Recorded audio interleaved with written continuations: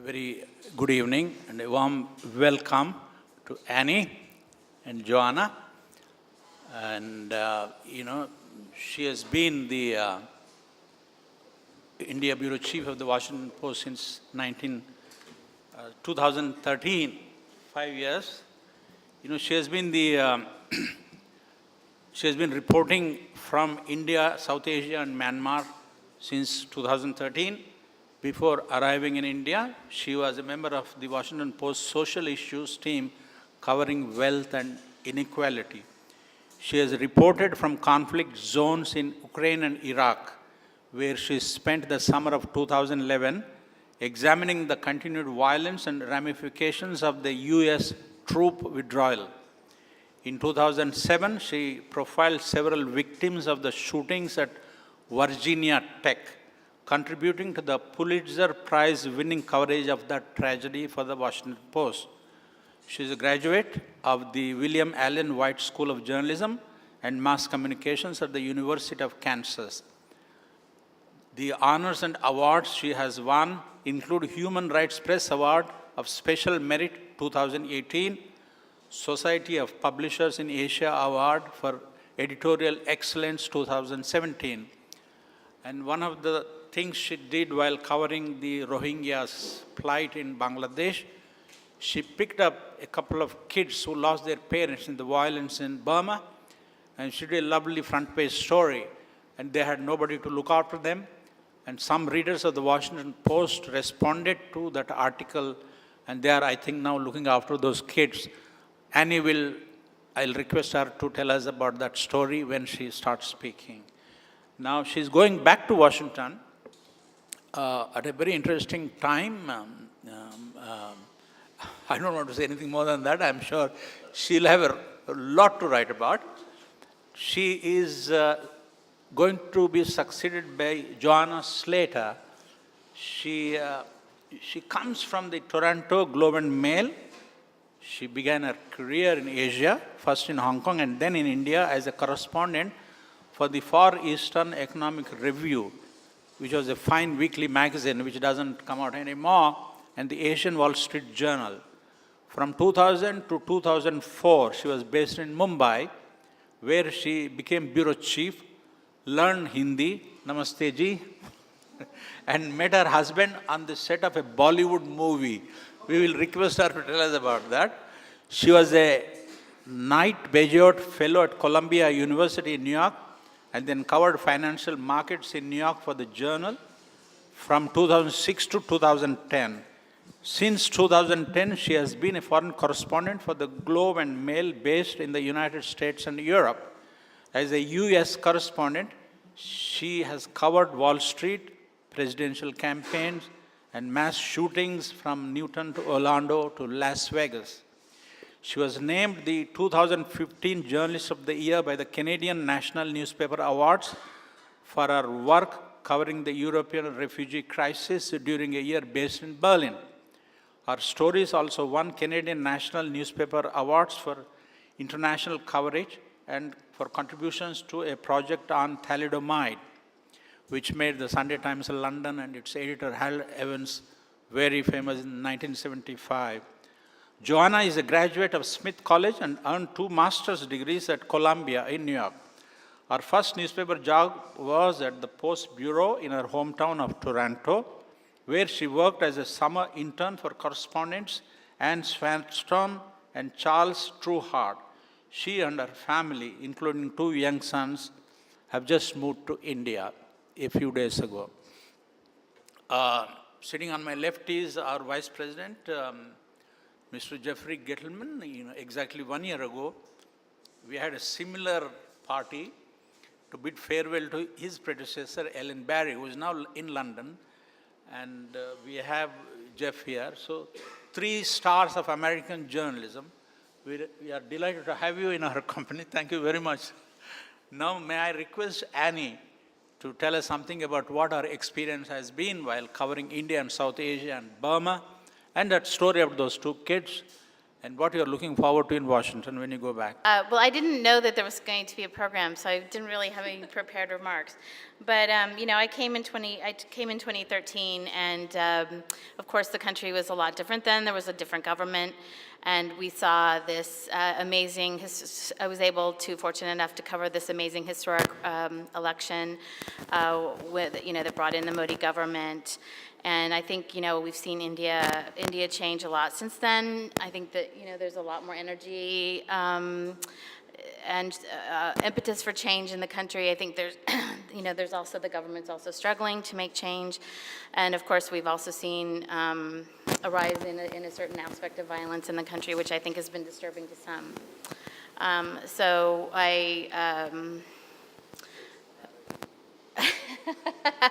which I've been writing about, actually. I've spent the last 8 months doing a story about the rise of Hindu nationalism and what that means, doing a series of stories about the rise of Hindu nationalism and what does that mean for the country, which we're wrapping up now. So I think, personally, I just have to say that this is, I've been here for 5 years and been some of the happiest years of my life. I think the story is just amazing in South Asia. I only wish that, that there was more attention paid by those outside South Asia to what's happening here. I mean, I think, even when Nawaz Sharif, everybody's so obsessed with our president now, even when Nawaz Sharif was left office, we didn't have it on the front page, and so I feel like that it's really, really hard for this amazing place, which is, home to a sixth of the people of the world, to get the attention that it deserves outside of India and outside of South Asia. So I think that's one thing that we struggle with as journalists is like, how do we bring this story to a wider audience? How do we get attention to a Western public that is so focused on what's happening, in Europe, in Russia, and in the U.S. So I think that's like one of the big challenges for us. The other thing I had the fortune to cover, I covered most of the time that I was here, we did not have a Southeast Asia correspondent, although we do have someone just starting now. So I was sort of responsible for Myanmar, Burma as well.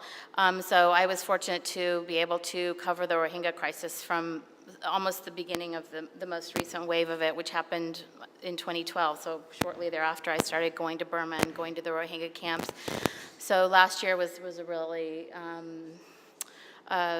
important, I felt like an important story for us to be covering as well. And it was devastating to see what happened when the country fell apart, because I was also there during the elections and there was so much hope. And I remember standing in front of the NLD headquarters in Yangon, when the night that it was clear that they had won, and there was so much hope for Aung San Suu Kyi's government, and just to see that fall apart in such a devastating way and see the way that she's failed her country has also been, I think, a really important and disturbing part of what I've covered. So you mentioned and so two of the stories that they were so devastating to cover, but I think two of the most important stories I've written since I've been here have been about the Rohingya crisis. I think I was there quite early on, and we reconstructed essentially what had been a massacre in a small village. And then I went back in December and I spent time with these two boys who had come alone because both of their parents were killed, and we kind of reconstructed their trip and how working with other villagers and how they had come alone, and they had come with villagers, and then they were lost in the camps for a couple weeks. But actually, you said that they were. You mentioned that they had been, sort of orphaned. They were orphaned, but then they ultimately found their uncle. And the uncle and aunt, so they are under the care of family. So so that was nice. But after the story ran on the front page on January 1st, we did have an amazing outpouring of help from our readers that donated money. And Allison Joyce, who's an amazing photographer who's worked, I think, for the Times and for the Post and a lot of other places, that helped facilitate that because she lives in Dhaka. And so the readers, there was different ways to give them money, so that was really amazing, and I was really happy for them. So anyway, so I didn't prepare my remarks, so that's all I think I have to say, but I'll let Joanna then talk a little bit about her. Yeah, Joanna, as you know, she has been in India before. And it's nice to have you back here with us, and welcome to India, and welcome to the FCC. Joanna, tell us about what you're looking forward to. What was it like when you were here last, and have you noticed any changes, or too short a time to figure out all those things? Definitely. So I, like Annie, did not realize I would be speaking. So apologies for not having anything formally prepared. I'm happy to tell the Bollywood story later if anyone wants to hear it. It's a good story. Involves the movie Mangal Pandey. I'm not sure if anyone has seen it. Yep. That's me in the big white dress coming down the stairs. So I am new to the Post, and I am new to Delhi, but I'm not entirely new to India. I was based in Mumbai from 2000 to 2004 as a journalist, and then I spent a year in Lucknow from 2011 to 12. That was actually maternity leave, not work. So I am really looking forward to understanding better how the country has changed since I was here working, which would be, it's a 14-year period. It's a big change. Although some of the characters are the same, but albeit in very different roles. I interviewed Narendra Modi back in 2003 when he was running for re-election as chief minister. So I'm very interested, as I said, in thinking about the many ways that India has changed in that time period, both economically and politically and socially. And I'm looking forward to getting to know all of you and to learning from all of you. So thank you for coming. Would you mind sharing with us your love story? You met your husband Sure. in a film studio in Bombay. So the story is just that I had been in Mumbai for almost 4 years, but had never interacted with a Bollywood film in any meaningful way. I had a friend who was the casting director for this movie Mangal Pandey, historical epic starring Amir Khan. They needed a lot of foreigners. It was set in, obviously the colonial period. And so I was one of them, and my now husband, was also one of them. And so we went to Pune. I thought it was just a fun lark, but it was a date with destiny. It's a very filmy story. So that was how we met. Thanks very much, Joanna. Jeffrey, you've been in India for a year now, and judging by the stories I've been reading in your paper, you've been practically everywhere in this part of the world, more or less. You were in Pakistan, and you were in Bangladesh covering the Rohingya, you were in Kashmir, and you read a nice story about the floods in Kerala today. So tell us about what was it like this past year, and what are your impressions about India before you physically arrived here, and what do you think about India, Indians now? I'm having serious deja vu because I was up here sitting in your seat like almost exactly a year ago. Totally jet-lagged, overwhelmed. I'm just struck by how complicated things are here. Like, it makes me feel very humble as a journalist because I am constantly confronted by issues and complexities that are just very difficult to boil down and figure out on deadline in a short newspaper story. But that's what makes it really interesting. And I think it's probably the hardest job I've ever had. I was in Africa for 10 years. I got to know that place pretty well. I felt comfortable. And there was a certain familiarity to a lot of the stories, patterns of things I would cover, humanitarian disasters, civil wars, that I kept going back to the same exact places time and time again to cover the same actors in slightly different scenarios. I just get the sense here that we're going to Annie's been here 5 years, and you've done really good work. And it's been difficult competing with you at times. Really, no, you should feel great about your experience here. Yeah, no, it's been great. Thank you. But I think it's really, it's really hard to get your arms around this place. That's like my overwhelming feeling. And to try to write I try to write with some empathy, try to write something that moves people. There's just a lot of very upsetting news that we find ourselves getting drawn into, and like I'm constantly looking for new ways to tell these stories so it's not like all the news out of India is really depressing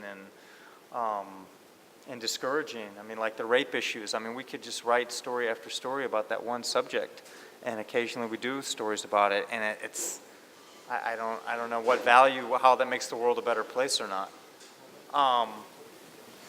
So anyway, that's it. I've had a really excellent year, and Venkat, you've been seriously one of the kindest people I've met here from the minute that we met in this very room. Thank you for being very kind. In the process, you also learned a few Bengali words, Omi Dukhito, when you met those people in the Rohingya camp and all that. Actually, friends, we are going to have a major event tomorrow.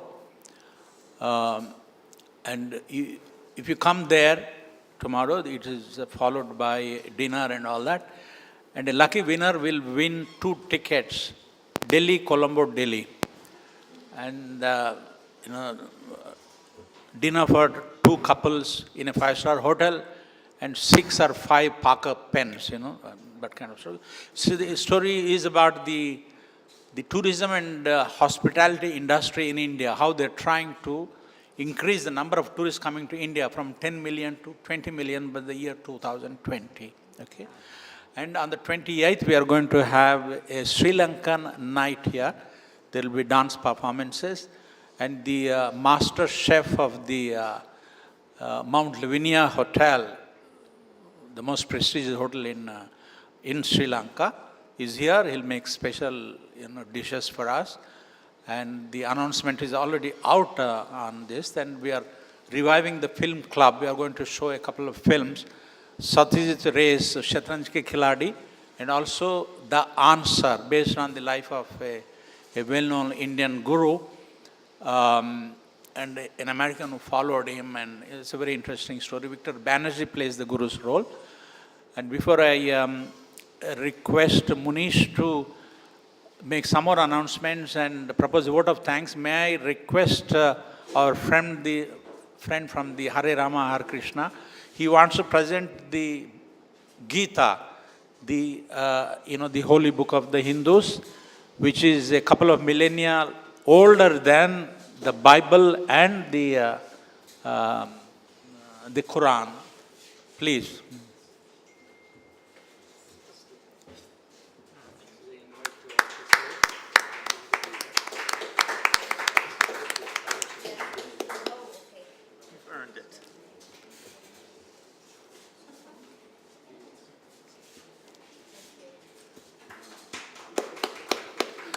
Thanks very much.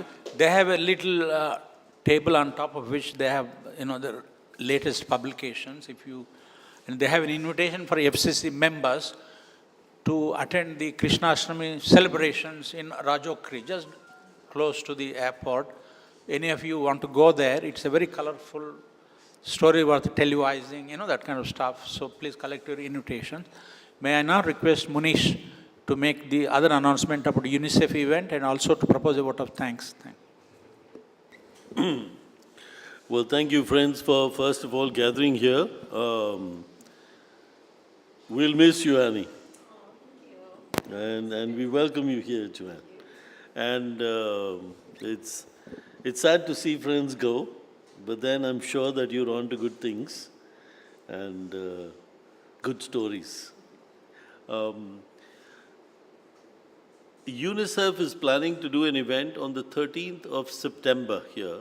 And the reason the event would be interesting to some of you or most of you is because India is planning to, or Prime Minister Modi is planning, a major WASH, Water, Health and Sanitation Summit to take place in India with 75 countries participating, September 29th through October 2nd. October 2nd marking the birth anniversary of Mahatma Gandhi.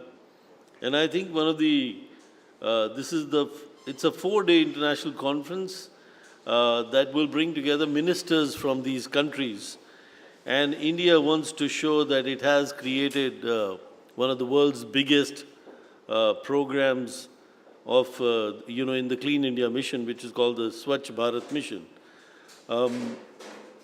This is also in line with what India wants to actually end up doing next year, which is 2019, which will mark the 150th birth anniversary of Mahatma Gandhi.